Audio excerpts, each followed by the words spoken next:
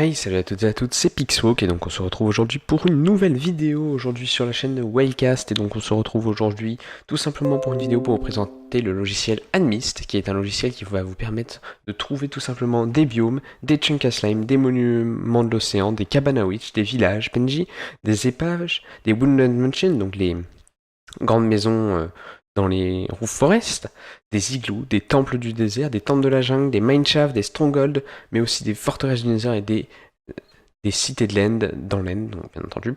Et bien sachez que cela c'est possible avec le logiciel Admis, qui est un logiciel qui va vous permettre de trouver tout ça. Donc on se retrouve sur mon navigateur pour vous montrer où le télécharger et comment faire. A tout de suite. Et donc on se retrouve sur mon navigateur, donc nous sommes maintenant sur mon navigateur, donc vous allez sur le lien qui sera dans la description, donc https://sourceforge.net/project/admist.mirror. Le lien sera aussi sur le guide sur le site waycast.fr. Donc pour télécharger c'est très simple, vous allez dans File, ici. Vous choisissez la dernière version, donc la V4.3-bêta 5. Sachez au passage que les versions bêta fonctionnent très bien pour les versions récemment sorties, donc vous pouvez prendre du bêta, il n'y a aucun problème. On va prendre la bêta 5 qui est ici.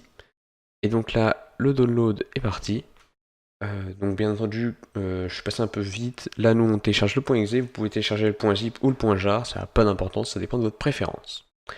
Donc maintenant que nous l'avons téléchargé, on va se retrouver juste après pour vous montrer comment on installe ça. Et donc on se retrouve dans mon explorateur de fichiers, donc dans vos téléchargements, vous devrait bien y avoir votre admist- la version que vous avez prise. Moi je vais pas le modifier, vous pouvez le laisser dans le téléchargement si vous voulez, de toute façon il va pas vous faire de log, mais sinon ce que je vous conseille c'est de le mettre dans un dossier ou sur votre bureau.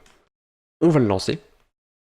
Donc quand il va se lancer, il va tout simplement déjà par commencer par vous demander quelle version vous voulez lancer. Donc il faut que cette version que vous avez ici, là vous voyez que j'ai 1.12.2, 1.13 Optifine, 1.13.1, il faut que cette version, vous la possédiez sur votre launcher Minecraft. Donc je ne parle pas d'un launcher Minecraft comme UltimeC qui est là, mais je parle bien du launcher Minecraft officiel, donc c'est-à-dire celui-là, que vous pouvez voir juste ici. C'est-à-dire que il va falloir que si on l'ouvre, par exemple ce launcher, vous ayez la version. Donc là vous voyez bien que les versions que j'ai là sont ici. Donc c'est très important, il faut que vous ayez ces versions-là.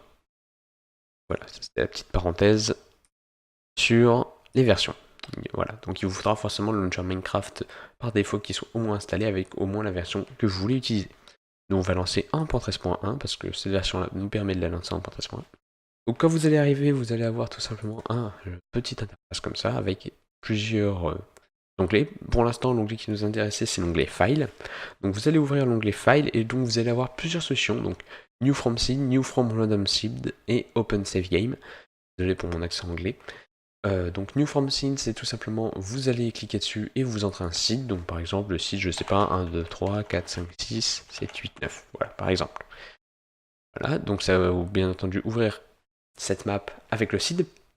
Vous allez voir, en fonction par exemple, si le seed, je sais pas, c'est par exemple 1, 2, 3, 4, 5, 6, 7, 8, 9, 10, 11, 12, 13, 14, 15, 16, 17, 18, par exemple, vous entrez ce seed et vous allez avoir la map qui va s'afficher avec les biomes, etc. Si vous avez la map, vous faites Open Save Game et ça va aller directement dans votre point Minecraft. Vous pouvez bien entendu aller ailleurs. Par exemple, moi, je sais pas, je vais aller dans mon dossier, peut-être pas Wildcast, mais par exemple jeu, Minecraft et je peux prendre une map au pif, donc voilà, vous pouvez utiliser ça. Ou sinon, vous pouvez faire tout simplement New From Random Seed qui va tout simplement générer un seed aléatoire et donc vous permettre de récupérer ce seed. Nous, on va faire Open Save Game pour vous montrer trois petites choses. Je vais prendre...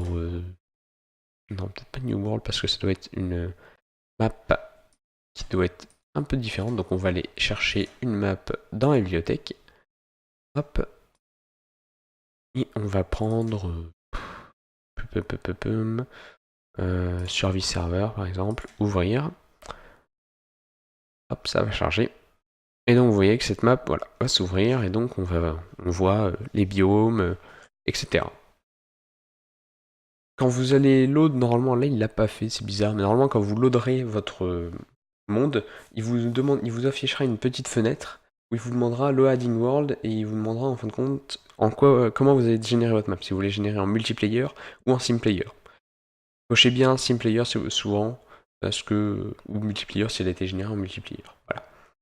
Donc une fois votre map ou seed ouvert, vous aurez une map qui va s'afficher, et vous pourrez voir plein de couleurs qui représenteront les biomes et les logos qui représenteront les monuments. Donc là vous voyez qu'on a des logos, comme ceci, où on peut cliquer dessus, et des couleurs, donc vous voyez que ça représente plein de biomes. Sauf que, quelle couleur représente quel biome? Alors, il y aura un petit lien dans la description qui sera ce lien-là, et il sera aussi sur le guide sur le site wellcast.fr. Et donc vous avez chaque code couleur à quoi ça représente comme biome. Vous en avez un paquet, hein. Donc si jamais vous savez savoir quelle couleur c'est, vous pouvez regarder ici.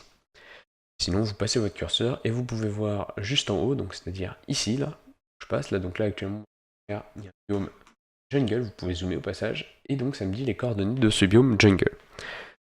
Autre petite chose, ici vous avez le seed de votre map, et que c'est ça. Vous avez un FPS, vous savez votre niveau de zoom, donc c'est l'échelle ici. Par exemple, si je zoome, vous pouvez voir que là, je zoome au max, et donc que ça fait, il y a 100 blocs entre les deux. Si je dézoome, vous pouvez voir que là, comme je suis dézoomé au max, par exemple, de ce point-là à ce point-là, on a 2000 blocs. Donc voilà, c'est une chose pour savoir. Donc là, par exemple, vous voyez pouvoir, on a un biome mushroom, et là, et donc pour tout ce qui est monument, comment les voir, comment utiliser ça, parce que vous allez sûrement vous demander comment je peux faire. Donc vous avez les villages PNJ, donc vous pouvez cliquer dessus, ça vous a, sur les monuments, ça vous affiche les coordonnées. Et ça le fait pour les guardians, les temples, les witch huts, les igloos, les strongholds, les donjons de la jungle. Bon, il n'y a pas de Woodland Mansion sous la main, mais c'est pas grave. Là, vous voyez que ça monte pas tout, donc c'est pas ouf. Donc on va aller dans Layer. Donc déjà, vous pouvez afficher des chunks, des petites parties comme ça avec les coordonnées. Moi, personnellement, je vais désactiver. Vous avez votre point de spawn de la map, qui est ici. Vous pouvez voir les slime chunks, on a cliqué en dessus, donc tous les petits points violets que vous allez voir ici, c'est un slime chunk. C'est plutôt pratique si vous cherchez des chunks à slime. Vous pouvez, on va désactiver pour éviter de trop saturer les choses, vous pouvez activer les mineshafts, donc voir où il y a des mineshafts. Donc là vous voyez tous les petits trucs où il y a des rails, ce sont des mineshafts. Donc là ils sont en train d'être chargés au fur et à mesure, mais vous voyez que donc c'est tous les mineshafts qu'il peut y avoir. Vous voyez qu'il y en a quand même pas mal, hein. Hop, on va désactiver pour pas saturer la chose. Les Woodland Mansion, donc voilà, je vous montre vite fait tous les icônes. Donc quand vous activez ça, alors oui, ça active les temples, donc aussi bien temple de la jungle que temple du désert, et ça active aussi les witch huts. Voilà, qui se demanderait. Vous pouvez activer tout simplement les Ocean Features, donc c'est tout ce qui est épave, etc. Vous voyez que ça affiche tout. Là vous avez Ocean Ruin, là où vous avez Sweeprake, donc c'est toutes les ruines et épaves qu'il peut y avoir. Hop, vous pouvez afficher les forteresses du Nether. Donc, alors, forteresses du Nether vont s'afficher dans le monde normal, là, vous voyez qu'on a, c'est un logo. Sauf que, petite chose importante que je pense certaines personnes vont pas forcément faire attention, ça s'affiche dans l'Overworld, et vous voyez, ça vous dit bien, in the Nether à ce coordonnée-là, et in the Overworld où c'est. Donc c'est-à-dire que cette forteresse, la Nether Fortress, il faudra aller regarder ses coordonnées, et non pas ceux-là. C'est très important que vous regardiez ici. Et sinon là ça vous dit en gros si vous faites un portée du Nether, vous devrez tomber ici à peu près. En divisant bien par 8. Voilà. Et pour tout ce qui est dans l'end, vous avez juste à cocher End. Et là ça va vous ouvrir votre map de l'end. Comme ceci, et donc End City. Et donc là vous allez voir qu'il y a beaucoup d'End City, voilà. Cliquez dessus, ça vous met les coordonnées. Ces petites End City là qui sont transparentes, c'est qu'en fin de compte les End City ça spawn souvent par 3, et donc ça vous met ici, possiblement, il peut y avoir une cité de l'end. Donc ça veut dire que vous pouvez très bien avoir de la chance qu'il y en ait une, mais il peut ne pas y en avoir. Mais par contre celles-là sont sûres, il y en a. Là autour c'est souvent celle, il peut y en avoir une potentiellement, voilà. Donc c'est tout pour ce tutoriel du logiciel Animist, j'espère qu'il vous aura été utile. Je vous rappelle, pour choisir ce que vous voulez voir, vous cochez. On peut revenir d'ailleurs sur l'overworld si vous pour montrer la fin.